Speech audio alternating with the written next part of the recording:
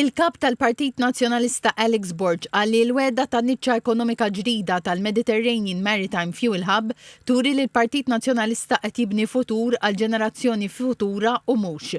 F'attività politika f'Ħattard, Dr. Borg għalli dan il-proġett se jġib is-serħan tal-moħħ lir residenti fosthom ta' Marsaxlok u Birżebbuġa għalli dan se jsir għax se jitneħħa l-periklu tat-tanker tal-LNG li qiegħed fil-bajja. Dr. Borg għalli l-proposta tal-Partit Nazzjonalista f'dan il-proġett se twassal għal terminal LNG offshore, possibilità ta' fuel zoħra fil-futur bħalma u l-idroġenu u l-ammonja, għalli dan se jsir billi jintuża parti minn Hertz Bank. Il-Kap Nazzjonalista għalli l-Partit Nazzjonalista fil-bidu tal-kampanja diġà ħabbar kif se jindirizza s-saħħa u l-enerġija. Dr. Borg għalli l-Partit Nazzjonalista jinsab determinat biex fl-ewwel budget jibdew jitraħsu l-kontijiet bi 30%.